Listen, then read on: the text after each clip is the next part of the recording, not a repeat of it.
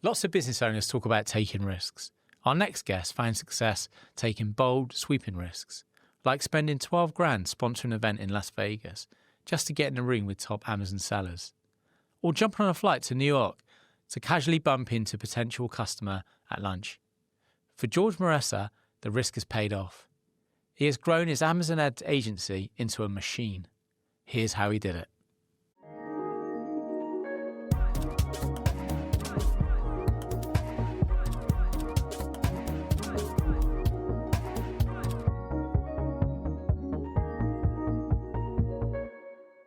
George, welcome, and thanks for joining us today on Work This Way in Poole. Tell us a little bit about yourself, your story. I own an ad agency in London. Well, based in London, most of the brands we work with are in the US. So we help companies advertise on Amazon through paid ads and Amazon's demand-side platform, which is like Facebook ads, but on Amazon. And we also help just optimize their listings and help them grow their brand. So I've been doing that for 9 years, 8 to 9 years on Amazon. And then before that was mostly Google ads, and started the company in 2011. What's the name of the business? It's called Clear Ads. Clear Ads. Yeah. And I lucked out there because then Google changed their name to Google Ads, and then Amazon is now Amazon Ads. So Amazon Ads, it's Clear Ads. So it just rolls off the tongue. So, George, how did you end up in Poole? That's a very interesting story. I met a girl. Okay. And it's just worked out well because we used to have an office space in South London.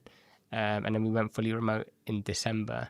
It's getting a bit more serious, and I'm the worst of messaging. So I just never message back. So I was messaging her back, and I thought, right. And in January, actually, I was here in January just checking it out. Loved the Foundry, and I loved kind of the community sense. Poole in January, though? Ugh. Oh, no, it was nice. It was nice? Yeah, because it's like in London, I just cocoon myself in a room, and I just never leave the room. So I'd just be working on my own. So I had her to come home to, so I was going to her place. And then she got really ill. And I was like, right, actually, when she got really ill, because I like to see the worst of someone before kind of really knowing, do I really like them? And I actually loved her more. And I was like, okay. And then when I went back, I was like, I'm done. Like, I went back to my flat and I was like, I'm done. And I called her the next day and I was like, Izzy, I know I can be rash sometimes. I'm going to give it a week, but I think I'm going to move. And then she's like, really? I was like, yeah. She's like, I'm not going to stop you. And I was like, okay, great. So then a day later, I was like, right. I spoke to my mortgage broker, my estate agent, and my accountant, and it can be done. So within the month, wow, I left. Yeah, it's like done. And was it the beach? You fell for it? The vibe, the lifestyle? It's slower. Yeah. Like life is fast, and everything I'm doing is quite fast, and it's nice to just step out. Amazon Ads is specific to the Amazon platform. So I go onto Amazon and I want to buy a pen, and I'm on there, and you're basically pumping those ads through my feed. Yeah. Yeah, rather than me going on Google and getting hit by Google ads for Foundry co-working. Yeah. Yeah. So the way it works is when you search on Amazon, this is the most basic way to explain it. You have the sponsored icons at the top, and they're the sponsored ads. So in essence, what happens when you click on one of those ads, that company would have to pay for what's being clicked. And then if it turns into a sale, then that's great, and that's what they want, right? So you're trying to get the highest click to sale ratio, and that's the aim with the paid ads. It's all about conversion. It's all about conversion, yeah. And I think what's interesting, the way I got started with that is I was doing Google ads, and I hired this young lady called Emily, and she was great. And she'd had a hard time in another office nearby, and I said, look, come in, what do you want to do? And she said she wanted to work at Google. So I said, okay, great, give me a year, and I'll get you there. Mm-hmm. And in 4 months, she left and went to Google, and I said, oh. Anyway, but we had a good relationship, right? And we kept in touch. And then she went for an interview at Amazon a year later, and she went, George, I interviewed at Amazon, and they said no agency is taking Amazon ads seriously.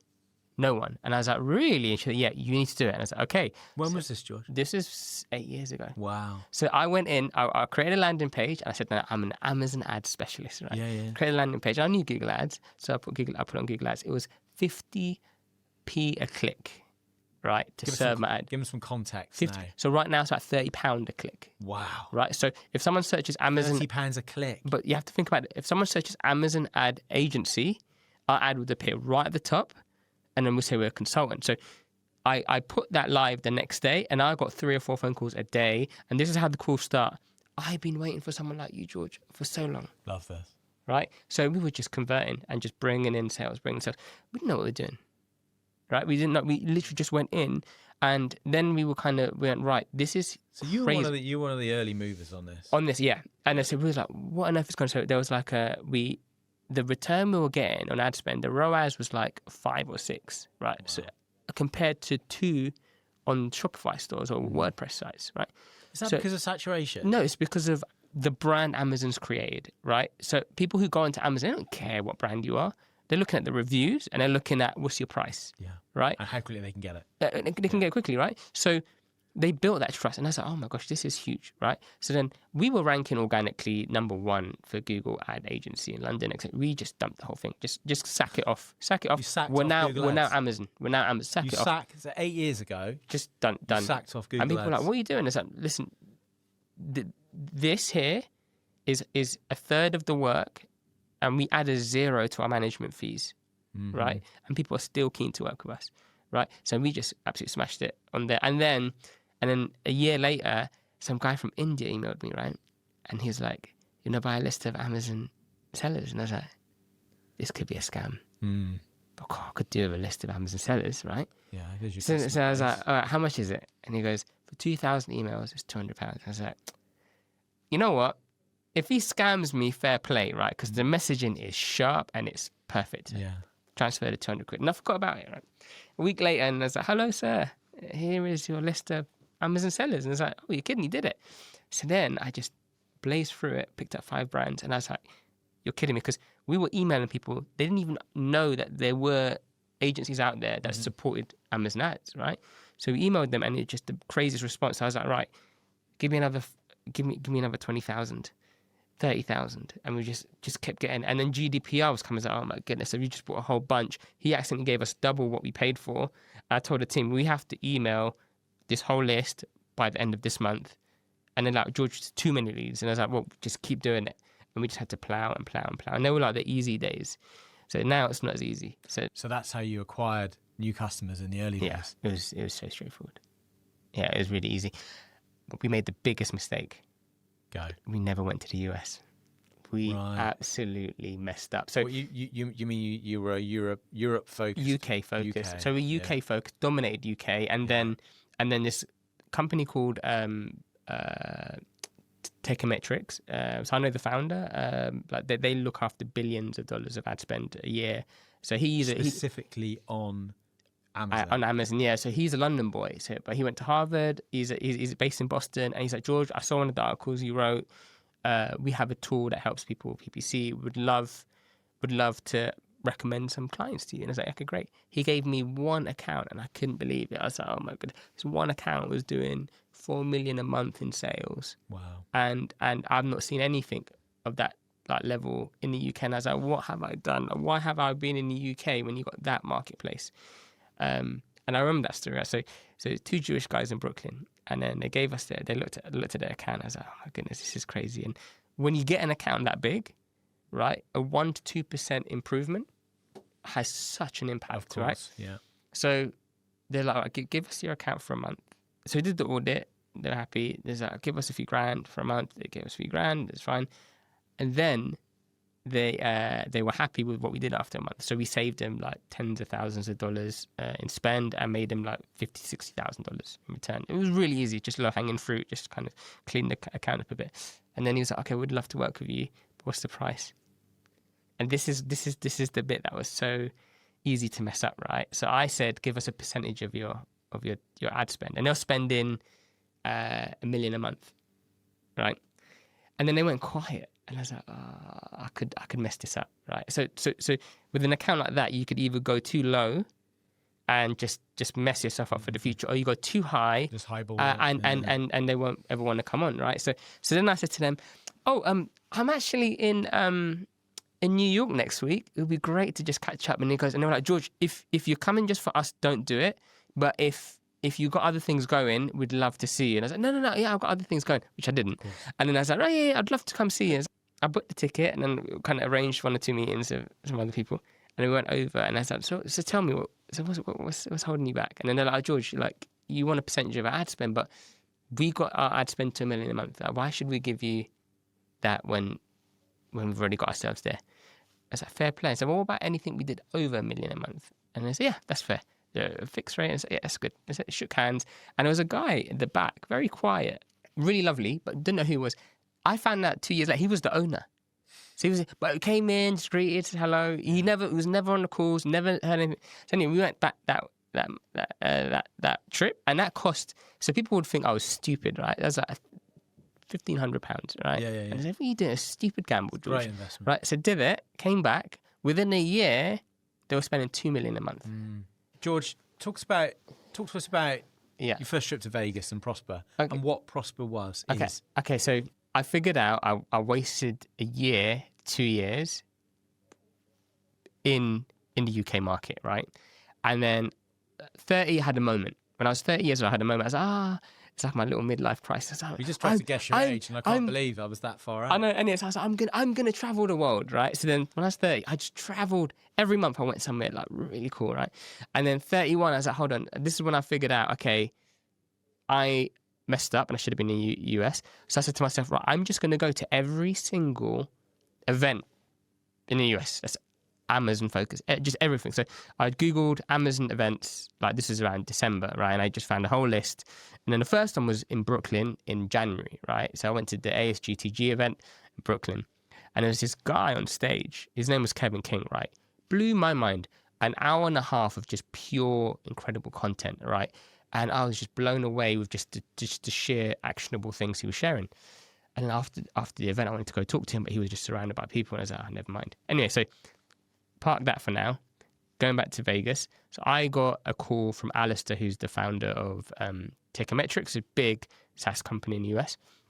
And he said, George, you can't afford not to be at the Prosper Show. You have to be at the Prosper Show. And I was like, okay. This is an Amazon show. This is an Amazon show. It's Amazon Focus. It's globally at the time the biggest Amazon show that was going, right? And are these Amazon sellers? Yeah, so Amazon traders? all Amazon sellers that go to this event, Yeah. right? So you've got a whole bunch of Amazon sellers. And he said, you can't just go to the event, you need to sponsor it, right? I was like, oh gosh, okay, how much is that going to cost? So anyway, I went and got a £12,000 loan from the bank. Wow. Didn't tell him I was going to an event, I just said that it was for equipment. £12,000 loan. I was like, right, if I'm going to do this, I'm going to do this properly, right? So I took 6 members of my team, so our entire team. We got roller banners and stuff, and we went there, right? And at the time, we were the only ad agency there. Every brand were multi-million-dollar brands, right? So we were playing a massive game of poker, and it was working, right? And my team was like, George, I went out for a fag, and this guy's got like 9 brands, and he wants to come on board. I was like, great. And every member of the team had this crazy story, right? And it was just like, it was just wild, right? There's so much business coming in, right? And there's so much going on. And then, remember the story I told you about Kevin King? So he's sitting on the table. This is the guy who'd given the talking broad. Yeah. He's sitting on a table with my team having lunch, right? right? And the guy next to him, Steve, he's done like billions. Yeah. I didn't even notice at the time. He's a friend of mine now. Yeah. He's done billions in sales, right? And he's sitting next to him, right? So I was like, oh my God, you're kidding me. So it was my shift to do the booth. I was like, Antonio, I'm leaving you. I left him, went and got some lunch, sat down next to Kevin and played a really cool and chill. So I was talking to my team, and I turned and I said, hey, Kevin, I was in New York and I saw you speak. You were great. And he's great, thank you. And then we were just chatting away and we were kind of getting on. And then Kevin was like, is this your company, George? I said, yeah. And is this your team? He's like, yeah. Is that your booth? I said, yeah, it's fine. And he goes, okay. And he goes, George, I travel all over the world and speak at events. And I'm actually holding my own event, private event, solely for brands doing over $1 million a year, $1 million to $100 million a year. Would love to invite you as a sponsor. And I was like, yeah, I'm in. And he goes, but George, I haven't told you how much is it. I don't care. I'm in. And he goes, okay. And he goes, well, it would have been $7,500 to sponsor. I'll give it to you for $5,000. Just give me your details. And I just WhatsApped him my American Express credit card. Just charge it. I'm there. That event changed everything. That event, there was 50 brands, all doing over $1 million a year that were there. And a lot of them became really good friends. And honestly, the network you find and make is just will trump everything. So what happened at that point is people are very simple.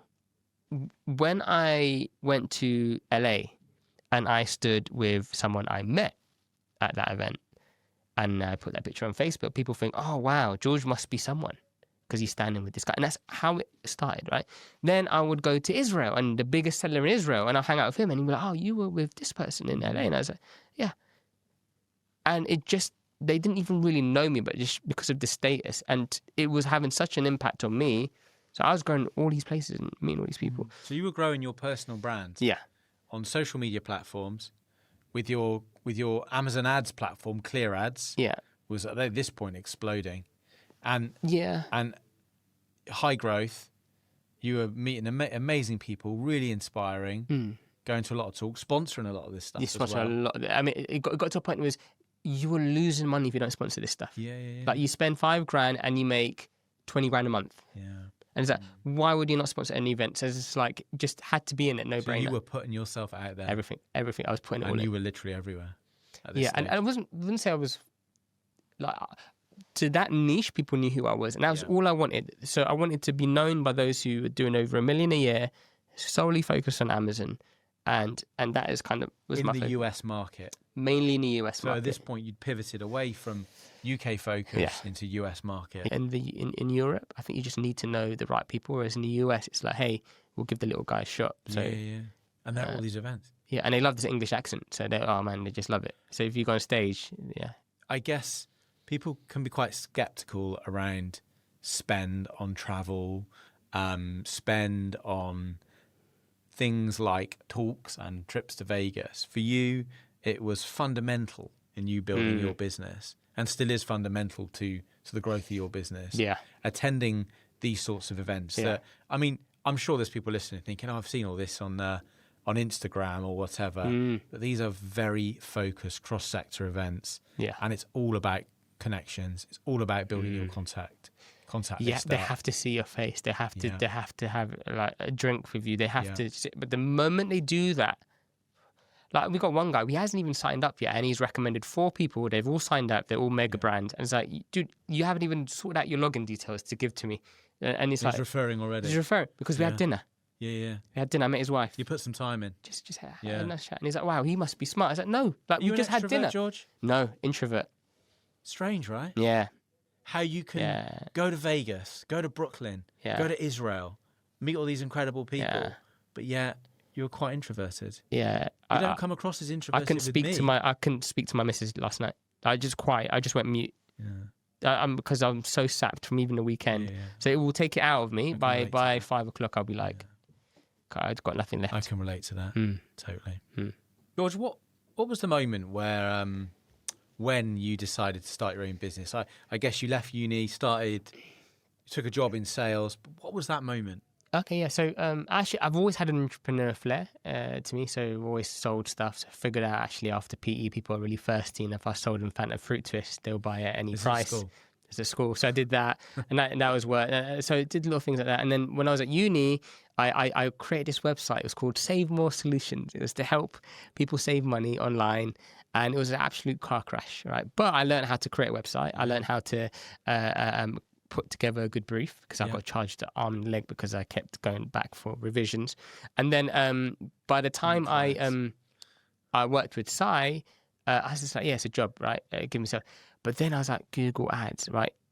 This is gonna change the world, right? This is changing the world, right? There's no form of advertising where someone is seeing your ad at the exact second they want to see it, right? So when I was doing the ad side, I was like, this is the moment he said yes, my life is going to be changed. I was making nothing with him, by the way. I was living at mum's, traveling 3 hours there, 3 hours back every day. But I knew the moment I learned kind of Google Ads, that was it. And I picked it up, and every single person that worked with us that time are just doing big things. What advice would you give someone who's just starting out? They've got no customer base. Perhaps they're introverted. Give them advice, bit of hope. People might not like this answer. Some people get really upset when I say this. You can't tell them that, but honestly, and I've said this to about 15 people, the 5 that have done it have all gone to do what they wanted to do. And the first place to start is you need to figure out what you want to do. Right, what is it? Because I was very fortunate that early age I was able to figure out Google Ads. I wanted to be the paid ads guy, right? And that's just who I am, right? So once you figure out what you want to do, find the best companies that do it well, right? And it doesn't have to be massive companies. Actually look for smaller companies, right? Proactively reach out to them and say, hey, I would love to do some free work experience for 3 months or 4 months with you, right? Because when you do that, right, what you do is you take the risk off that person hiring someone, right? Because there's a lot of numpties out there, right, that don't do basic things like do the things they say you're going to do, right? Like if you can do the things you say you're going to do, show up on time, you're already above 90% of people, right? Yeah. And that's a risk employers take, right? So if you say, hey, I would love to just do some experience with you, right? You go in and you get a realistic idea. And then the second thing is have another job, like work somewhere where you're making some money and save. Live below your means. Oh my goodness, like that. Just don't look at the stuff that's online and try and be glamorous and flashy. Just live below your means. Live at your parents' house if you can. Just stay where you can to save money, and you're going to need that money because when you find something that's going to help you get out there quickly, you have the deposit, you have the money. And I did that for many years. I just had cash sitting there, and then I didn't have to ask anyone. I didn't have to go to the bank. I didn't have to do any of that. Just straight, I can invest, and it's at my own risk. So, invest in yourself and have that money lying around. So once you then start to pick up credibility, now we're living in a really interesting time now with AI, right? You can go onto Lovable and create a website in 10 minutes, right? Like 15 minutes, like a very basic website. Right, you can go on a tool like Replit and recreate a CRM. I did that on one Sunday afternoon. I just created my own back-end system where I can track my to-do list, and I was paying a monthly fee for that, and I did that 1 hour on a Sunday afternoon. So, as an 18-year-old right now, with all the ways of AI coming into the world, all you really need is creativity. Like, is there something an idea that you have that no one else has thought of? And then YouTube. Go on YouTube and there'll be someone who will show you tutorials. I'm currently watching a bunch of tutorials on how to create workflows on NAN, right? Because that's where it's going. NAN is just it's a platform. There's a few others like make.com, etc., where you can create a system that will do the job for you. In your opinion, do you think it's ever been a better time to start a business? No, never been a better time. The internet is faster. The world is more connected, right? You're able to engage with the sharpest people. If you have a fantastic idea, you don't really know how to make it, but you have the idea, maybe AI can help you. You're building a business that's dynamic, that's global. It's not about what's going on here. It's your business is global. You're working with people all over the world. Yeah, but that's how the world is. Different factors. That's how the world is now. And for companies who think, oh yeah, like if you are setting up a UK company and you're just in the UK and it's online, your competitors are not just people in the UK. You're working with people in the Philippines, in Kenya, in Russia, in Estonia, and there's some sharp people in those parts of the world with a insane work ethic, like insane work ethic, and that is what you're competing against. And that almost crippled our business. 2 years ago, we were one of the first in the Amazon space, and I didn't even tell you the story about the programmatic advertising. We were one of the first into that, so we were able to live off that. Now we have people in parts of the world that could do just as good of a job as us for a fraction of the cost. Sure. And like when we hire, I remember when I hired my first person in the Philippines. I was like, so, what's your going rate? Fraction of what I was paying my team. And I said, okay. And he goes, well, I've already, I said, how many hours a day could you work? And he went, eight hours a day. I said, oh, great. Okay, so we're talking a bit more. And he goes, yeah, I've got another part-time job. And I was like, excuse me, another part-time job? What do you mean? He goes, yeah. So how many hours are you going to give us? And he went, 8. How many hours are you doing there? 8. So you're doing 16 hours a day? Yeah. And it's normal there. Well, totally. What's the weekend? What's the weekend for them? What's the weekend? Like Saturday, Sunday, they're working, and that is what you're competing against right now. And especially on the Amazon space, you have some brands who have exited. They've successfully completed their process. They won, right? And they had 15 VAs that have seen the whole process and now the entire thing. They know the entire flow. Yeah. And you can hire them. George, it's not always been plain sailing. And I know from building businesses, it can be lonely. It's really challenging. Something always has to give. Personal life, friendships, family. Yeah, everybody pays the toll at some point. No one gets off scot-free. Give us some insight into some of those darker days, tougher days the early days of Clear Ads. Yeah, I think you have to go back to the drive and why I'm doing what I'm doing. I think so. I wasn't born in the UK. I was born in Saudi Arabia. So originally from Ethiopia, but my mum was in Saudi Arabia just for work.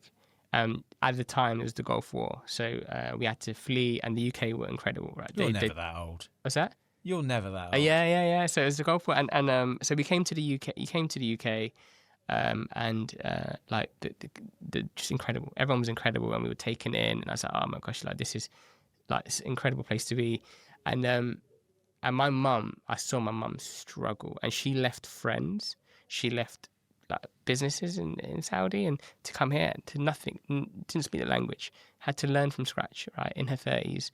So I saw that struggle, right, and I saw that, and then we would have to walk to Tesco, and there's this is our Saturday, right, and walk to Tesco for an hour just to buy certain groceries, but then the ketchup and the sweet corn was cheaper in Lidl, so we would walk another 30 minutes away from home to Lidl to pick up the other groceries because they're cheaper. You're in South London at this point? No, this is East London and Hackney. Oh, in Hackney, yeah. So then, is that where you moved to from Saudi?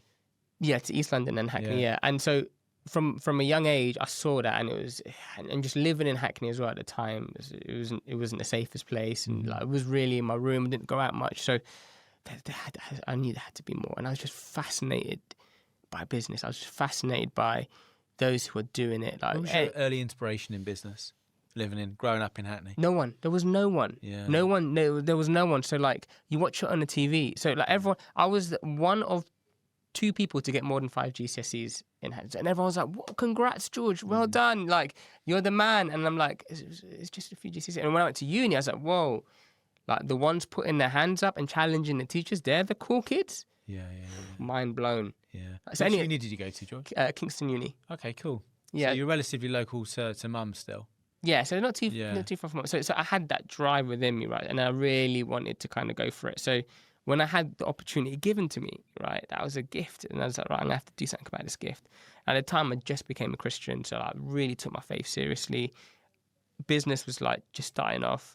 So I basically went like so focused. And this isn't, oh yeah, 1 year and then it went, no. This is 3 years of just pain, like 3 years just working on my 100 calls a day, code calls. People telling me I'm not thick-skinned, right? So people are like, go get a life. And I was like, at the end of the day, I'm like, maybe I should go get a life. You know, I'm really taking the things they say seriously. I'm 100. And it's like, if I could just get 100 calls a day done, that's all I need to do, 100. And then picked up a good deal, and I picked up another good deal, and I picked up another good deal. And then how old were you at this point? 21, 22. Wow, yeah. And then I had this huge opportunity given to me, and then I messed it up. And I was like, oh. So, you know, one of the few opportunities again, and messed that one up. And it's and then again, and then I went for it again and again. And there's been 3 times I just I'm ready to quit. And in the 4th year, I had this mentor from church, a really good man. And he's sadly passed away now, Andrew. And Andrew said to me, George, I said, I'm done. I said, I'm done with the business. I want to get out. And it's just before we got into Amazon, right? And he goes, George, give yourself 6 months, right? Go and look for jobs, right? But tell every one of your clients your management fee is doubling, right? And see what happens. Right, what you got to lose? So I went for interviews, and I got a few offers, and I was like, okay, this is good. Like working in London, making a decent amount. But then when I asked all my clients that I'm going to need to double my management fee, not one complained, and they all did it. Every single person did it, and then that year it grew.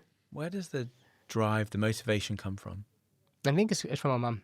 So just seeing everything she sacrificed for me, and then my sister had a child at quite a young age. She didn't go to finish school, so there's a lot on me to kind of do it. And one really special moment is I told my mum I was setting up the business, right? And I really care about what she thinks, right? I told her I'm setting up a business, mum, and then she didn't say anything. She went upstairs. She went to her room. She came down and she gave me an envelope. And in the envelope was £5,000. And for my mum, that was like savings, many years of savings. So in her actions, she was like, I believe in you. I want you to do this. And that I wasn't going to. Absolutely incredible. Yeah. You were never going to let her down. No, never. And that's the thing. So I'm not the smartest. I'm not like. You seem pretty savvy to me. No. You think I'm like every single member of my team, they're way smarter than I am, right? But I will never give up, and I do not get bored, right? I will just keep going. Like you're relentless. I'll be miserable. I might be miserable by 4 o'clock. But I just go to bed, wake up, and then start again. Like, and there was a Welcome time. To our world, yeah. Right? It's just like I'm ready to give up, but what else is there? So I'm just going to carry on. And then you have that moment, and it's all it takes. It takes one moment, and then you're set. Entrepreneurship. Yeah. Roller coaster. Constant. Go from one kick in the guts to another kick in the guts. And it can happen all in one day. Yeah. All in one. Like the ultimate roller coaster. I was sitting in this office a few weeks ago. I think we're supposed to do this, and then luckily we had to postpone it. Yeah, I was poorly. I got a phone call from one of my best account managers, and she told me she's just got another job. Oh my goodness! Thank goodness I didn't do the interview. And then I was miserable, and I just no one talked to me. No one, no good morning. I didn't want to hear it. I just ready to go home. So that happened. That afternoon, we got an inquiry from one of the biggest brands that we would ever work with, and that looks like it's closing now. Yeah. So it's like all in one day, and that is a roller coaster. And I'm not thick-skinned. You will tell what mood I'm in. If you walk in and you see a smile on my face, oh, he's having a good day. You don't see. I've not been in for weeks because I know I'll just bring the mood of this place down. So I just won't come in. And that's just what it is. Yeah. My missus struggles with it. Yeah, but it's not easy to live with. No, but I wouldn't have it any other way. Yeah, same. Yeah. George, what's next for you? The next few months I'll be miserable because I am so anxious about what's coming. Right. What is coming? Just how AI is evolving so quickly. I'm blown up. Okay, so the first phase and the biggest disruption we've seen is with the improvement in the internet, with the world just coming together, is assistants, like virtual assistants, right?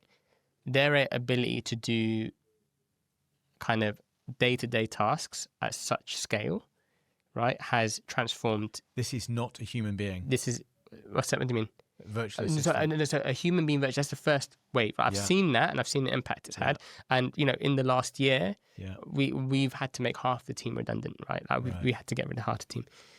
Now, with AI agents coming out and just how that's evolving so rapidly, I don't know what my business is going to look like. My business can die in the next few months.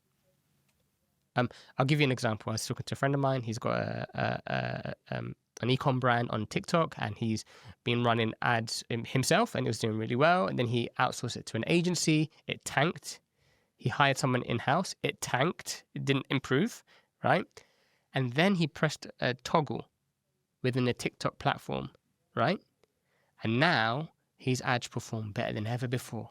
And all he has to do is just feed it content, right? It just completely overnight cut out agencies. Mark Zuckerberg said on an interview, right?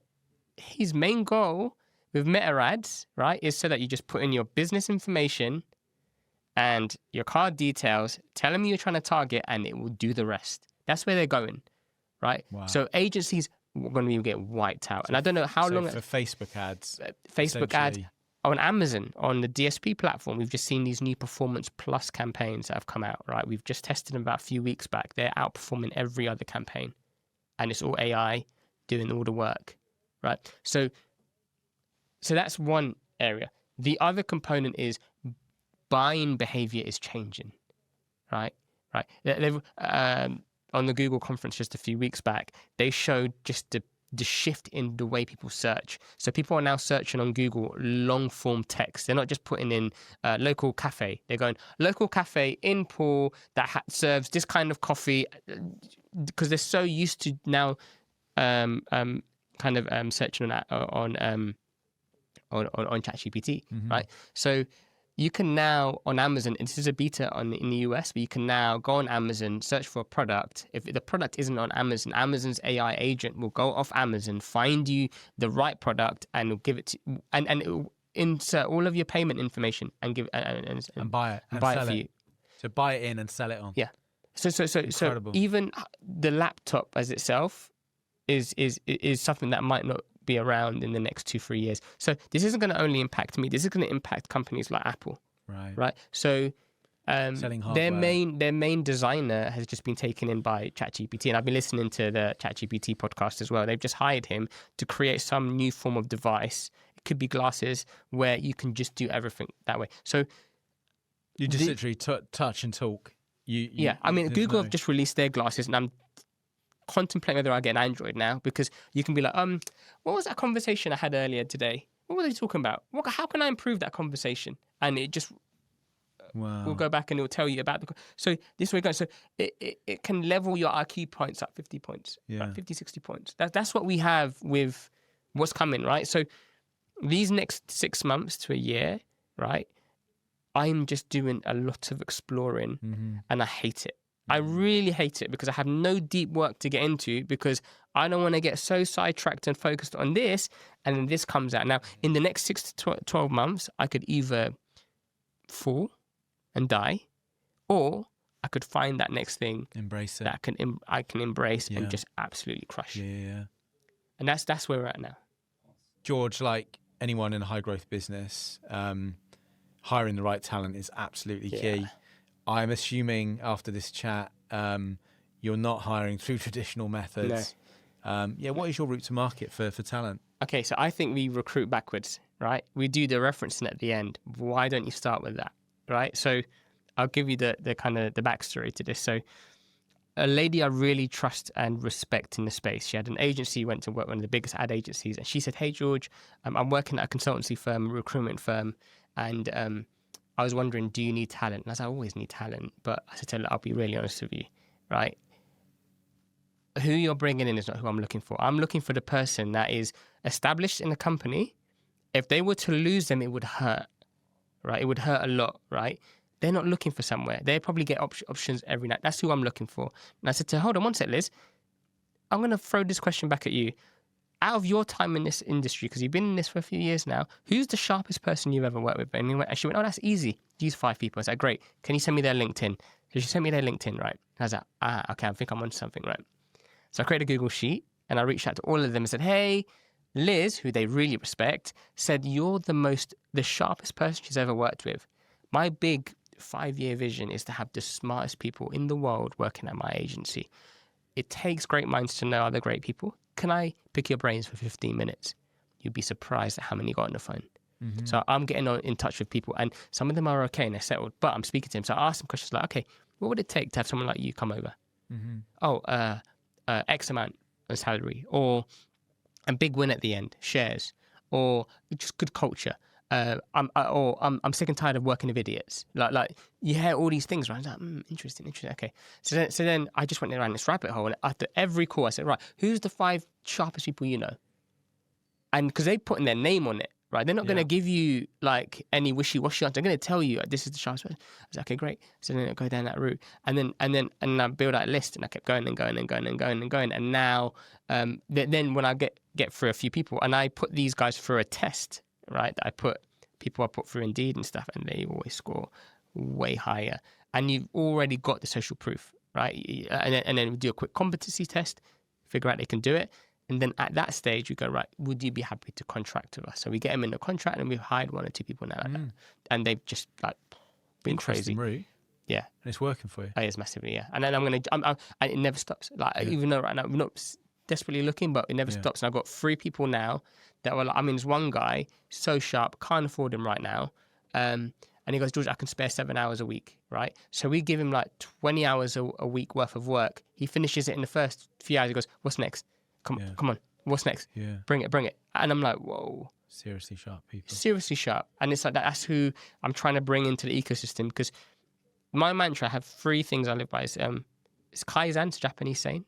Small improvements every day. Just small improvements, right?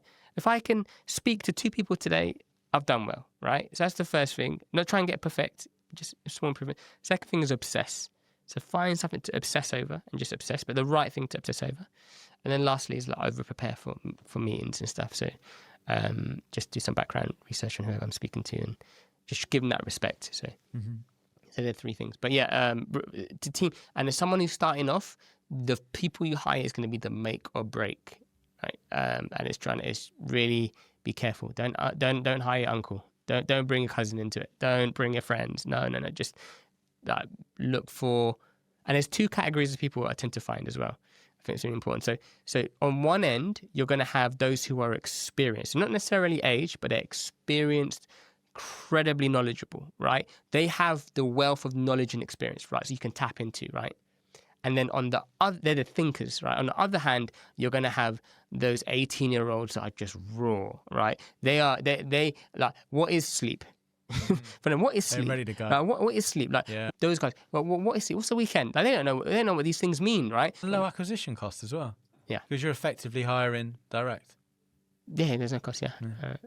George, obviously, very highly driven. In the 10+ years with the business, massive growth, pivots, loads of international travel. What do you do in your downtime? Do you read? What do you listen to? I listen to a lot of podcasts. So Stephen Bartlett, love him. Yeah, I think he's great. He brings some really interesting people into his show. What's his day job? So he has a media. So he's got a media firm, the podcast, which is probably the biggest in the world, and he has a company that acquires companies. Right. So he uses his media to also promote those companies. So he's really kind of absolutely crushing. Started out in the agency world, though, right? I think he had an agency, yeah. I think he had an agency, and I think he sold. And then he went into helping with marketing, really specialised, like biotech companies, I think, as well. And he got some big wins out of that. So, Diary of a CEO, favourite podcast? Yeah, it's my favourite. So I listen to that. Also a Christian, so that grounds me, like just helping out local youth clubs and stuff. Okay. Spend time with missus, socialising, meeting up with friends. George, lots of people that I want to introduce you to at Foundry Pool. How do our listeners, members and network get in touch with you?